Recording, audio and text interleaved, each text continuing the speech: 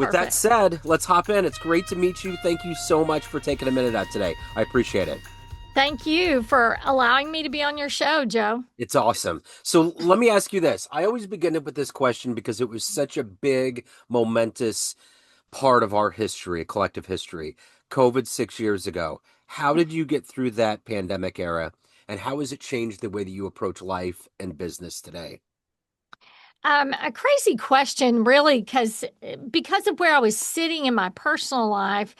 I had sold a large business 2 years before, and I own a commercial real estate building that's about 45,000 square feet and a few other smaller buildings. But the commercial building, to own that, but I also was doing healthcare consulting. So the crazy thing was I was protected in some ways with the commercial building because it ended up that 75% of my tenants were essential services. So I can't say they all came to work, but they came to work. And because of the work I did, yes, it did change our business model. We sold almost everything face to face, and all of a sudden, literally for almost 2 years, all those opportunities were gone. So we had to retool everything to social media and some type of electronic advertising, which again, it was a healthcare consulting business. So all the people sitting in that space were working. They just were trying to figure out how to work in a different way.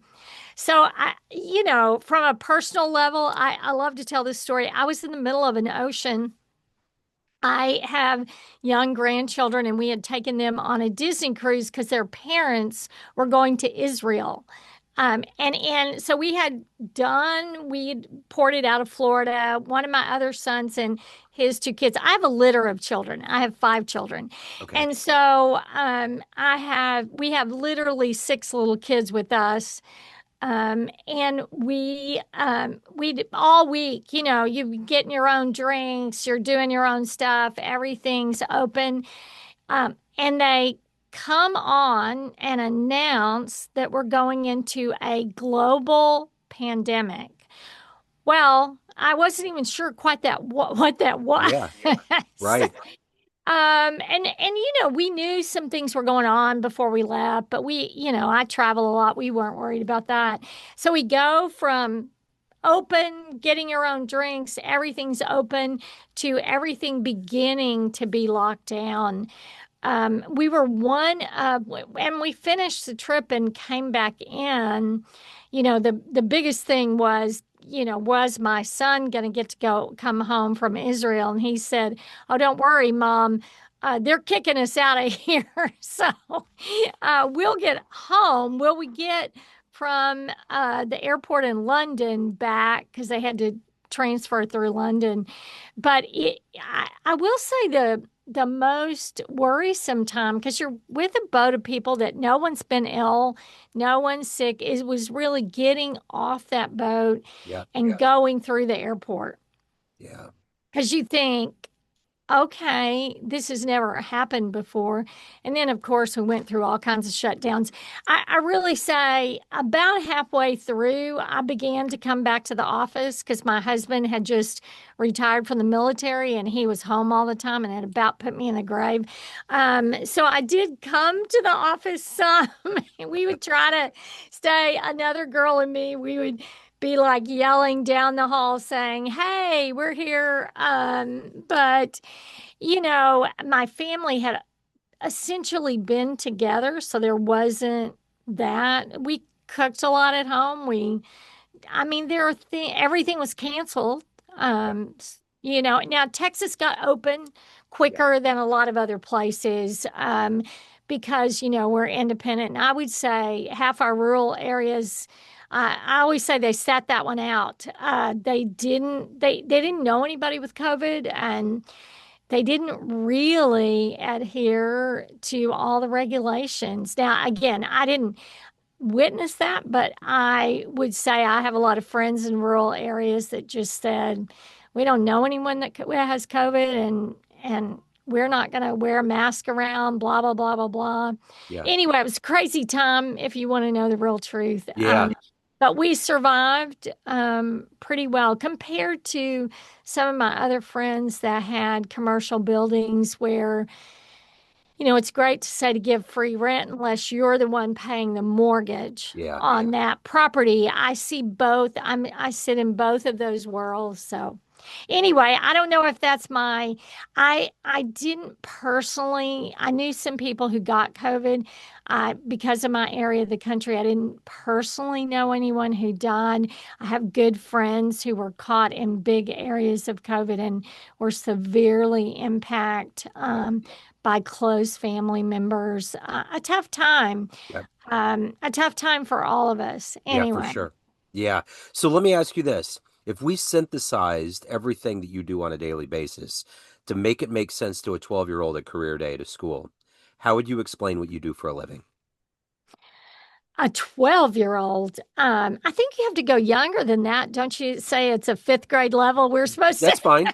Let's do that. We'll go down a little bit. I help people that help people.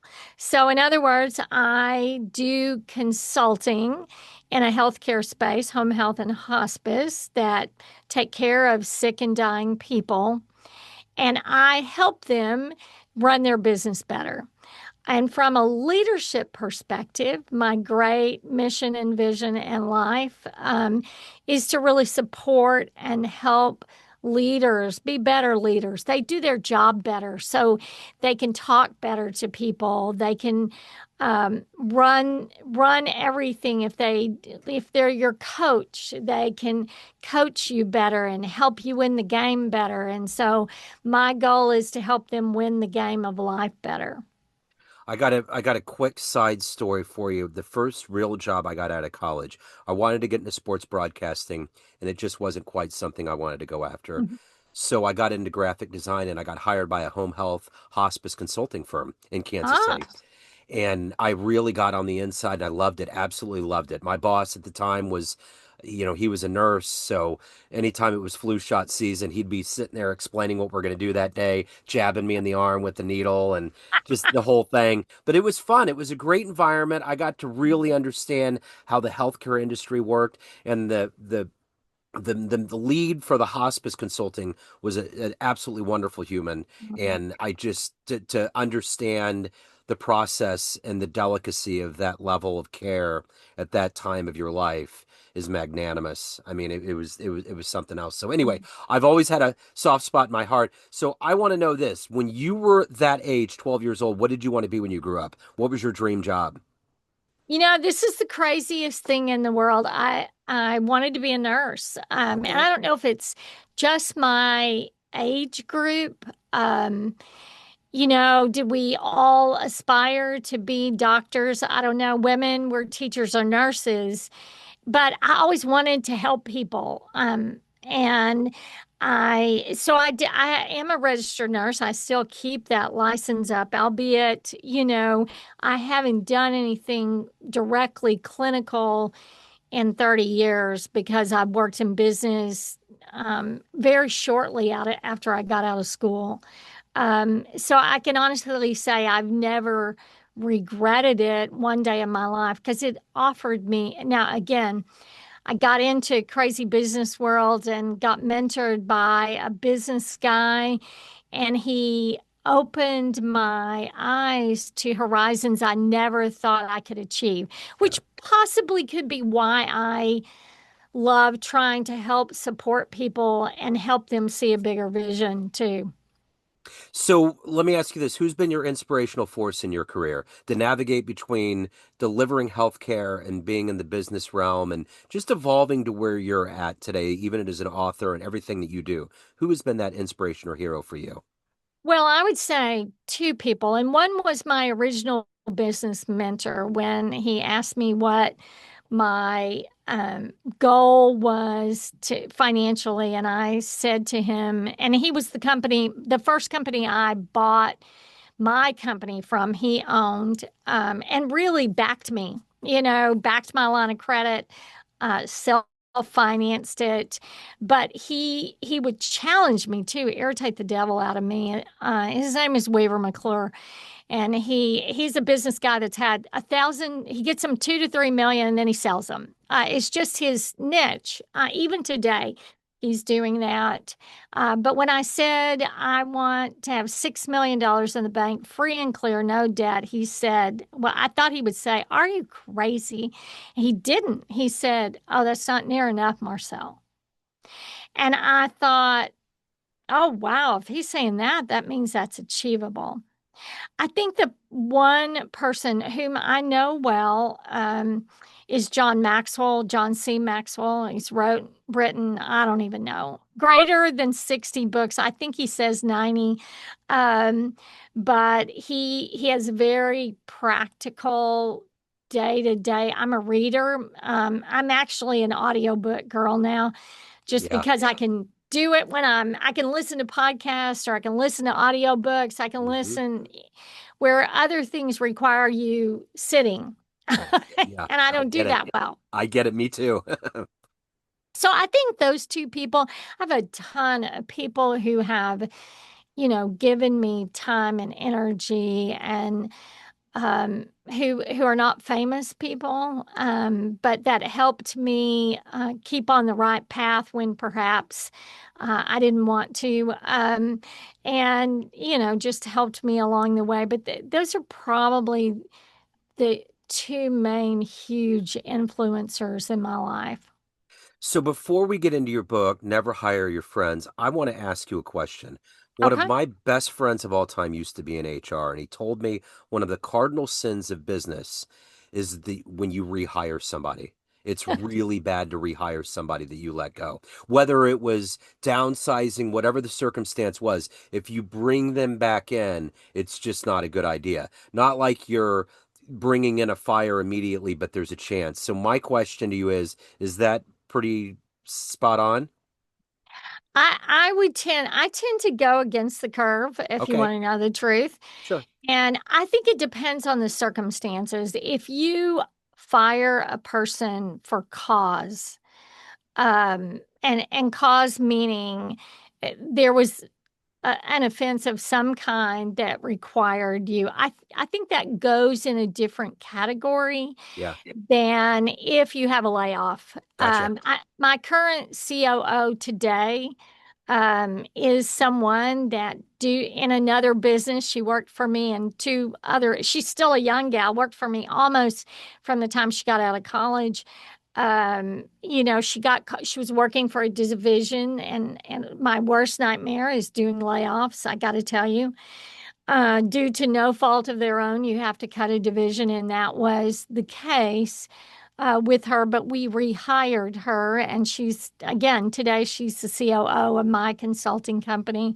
I've only had one or two occasions where I've fired someone due to their uh, not anything criminal, but due to their lack of being able to do a job or whatever, that yeah, I rehired them and they came back and were much better. I would say probably your friend in HR is right on the money in at least 50% of what they're saying. Sure. I have not experienced that. I have people who I sold the company, they went with a new company, I rehired them. I've had people that laid off and I rehired them and they did really well, but only the rare, okay, and I would never, let's say, in my cardinal rule with when I did it was a direct provider, which of services of home health and hospice for years and years. Um, where if ever they did anything that would hurt or harm a patient, they would never be able to be rehired. Um, but sometimes people just come to you working immaturely, and they need to go out in the world and grow up, and then they become a different person. I wouldn't use that as a hard and fast rule unless it was someone who did harm to a patient, either intentionally or if they weren't responsible in their taking care of them. Yeah. What's this energy for you every day when the alarm clock goes off to do a good job, to juggle all of these roles, to take care of your own soul? What is that energy every day for you to do that? I don't know. I think it might be insanity, Joe. And I don't know. There is a psychiatrist across the hall that rents in my building. So you might should ask him. I love to do new projects. I love my favorite thing in the world is to do what you're doing today. Get to know people you didn't know, Yeah. understand how they think. I think we've lost that politically in this world, and I try to avoid politics. So please don't ask me those No, questions. I I'll don't. try to Yeah. politely avoid them. Don't worry, I'm good. But the universal thing is we've forgotten how to have a conversation with people that we disagree with, Yep. and and then sit down and have a beer later. Yeah. It's okay. I can think you're misguided. I mean, I you can make all kinds of choices in your life, um, and and I might think you're crazy in that choice, but I can still relate to you as a human being. Where do we go where we can't even listen to the other side? I don't know. So my I think if anything gets me up in the morning, it's the possibility of doing a new project, getting to know someone I didn't know, understanding something I didn't understand. We had a water leak. We had a big ice storm here the Dallas area. We don't Yeah. do that well. We Right. have one snowplow. I don't I know hear about that. Kansas City. Yeah. We throw a little sand on it. We don't have as New Hampshire. I was up in New Hampshire and it was August and there was this huge kind of mountain of material. And I said, "Oh, is that rock for the road?" And they said, "No, that's salt." Uh-huh. We store up the salt. Well, what do we were out of salt at Lowe's and Yeah. Home Depot. And then we probably only had 10 bags. So we just wait till it melts. I That's get our it. MO. Yeah. I don't know where I was leading with that, but I did find out we had a water leak. And I sat and listened to all the boys in the band talking about, what they'd said and about this pressure thing. And I thought, I don't know anything about plumbing, except when it doesn't work. I mean, plumbing's a bad example until you don't have it. Sure. Um, but there's not enough hours in the day to learn things about things that you'll really never know. Yeah.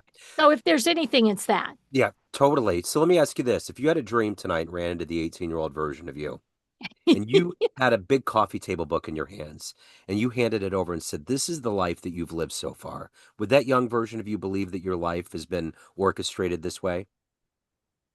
Oh, I have been so very blessed financially. I don't think I ever dreamed that in my wildest dreams. I thought I was going to be a mother and I was going to stay home and raise these children and I don't think if I had written that book, it would near exceed what the book has become. I have told everyone, so people are a little worried about me these days. I have one son who took a very long time to get married. It was very Oh Lord. You would love him. If you had him on here, he'd be the most interesting guy.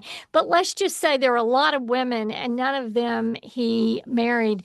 And he finally got married this last fall. And I said, now I can die. I could die. So if I looked at that book, I mean, I would be so happy with my life. Yeah. Sure, there are things I would do differently. Yeah, but when you do one thing differently, doesn't it change the path, the Yeah. trajectory that you're The on? back to the future thing. Yeah, Yeah. totally. The outcome doesn't, it's not the same as it would have been. Yeah. So I will say I'm a pretty upbeat person. And so I'm pretty happy with the book. Again, are there some things I might want to do over even today? Even today. So when you see that big word retirement come in front of your vision and the lights are twirling around it, what do you think about retirement? What's that mean to you? You know what, really, and again, financially, I don't really have to work. In fact, some of the things I do really cost me money. But eh, you know, I don't know if I'll ever retire. What really retirement means to me, and one of my goals would be, or had been, that I could travel anywhere in the world I wanted to 4 times a year, that I didn't have to get up with an alarm. Now, listen, Joe, I wake up and but I don't have to like get out of bed, put on my makeup, be here by a certain time. I don't have to do that every day. I have to do that some days, but I would prefer that. That to me looks like retirement. Travel where I want. I can't always take off when I want. Do I have overlapping thing? I'm invited to an invitation only small group with John Maxwell in Puerto Rico. I love beaches. I had already committed to doing a keynote or doing an education during that time. So I'm not going to get to do that. And that makes me sad because I'd like to be in two places at once. So retirement, I don't know if that's in the cards. Yeah, I I don't want to stay past my expiration date. yeah, I don't want to stay, when I'm not, I can't keep up. yeah. Maybe my brain doesn't work as well or my body. And I don't know if we always know when that's the case. But I don't really see me retiring. Now, again, I've been blessed to, financially be able to do some things. Um, and, my husband is gleefully retired, but we have a big ranch. He's up there now feeding the deer some kind of minerals. I don't know. But he's retired, but he seems to be working every day. Yeah. But I don't know what that looks like. I don't think we have any more a 65-year-old time clock Yeah. that goes off. And I don't think people should really think, men don't do well with that. No. No. They die within 2 years if they do that plan. I told a friend of mine who's 56, who's retiring this year, I said, buddy, you better have a plan Uh-huh. for what you're going to do after this year is up and you played all the golf and you traveled all the places. Anyway, Yep, I get it. So at the end of the day, everyone has a perception of you, family, friends, clients, all of your readers of your book, everyone that knows you, but you run the show. What's your perception of you? Who do you think you are? I, yeah, well, it depends on the crowd. If you were in competition with me long ago, you might not love me. I always fought fair, but I always fought, don't mistake my kindness for weakness. I would tell you most people, their perception would be that I was energetic. Perhaps sometimes I talk too much. I overcompensated with my verbal skills. But I think they would say I'm energetic, fun, positive most of the time. So if anybody wants to get a copy of your book, they want to reach out, any of the good business, dig in anymore, where do they go? Where's the best place? It's so easy, and I just happen to have one right And here. behind, be over your shoulder too. Yes. Over my shoulder. Can't you see it? I'll be like Vanna. Yes. It's called Never Hire Your Friends, but the never is marked out, so it basically means always. We sell on Amazon. So easy. If you come to my website, if you can spell my name, marcyllecombs.com. If you can spell it, you can get to my website. It'll take you a link to buy the book. And so it's easy to come up. Yeah, and I will make it easy. I will put all of this in the show notes. Marcylle, Perfect. this has been a joy. It's been so great to meet you. Thank you for your story. Thank you for your passion. I really appreciate it. It's been wonderful. Thank you, Joe. And it's been an honor to be with you today.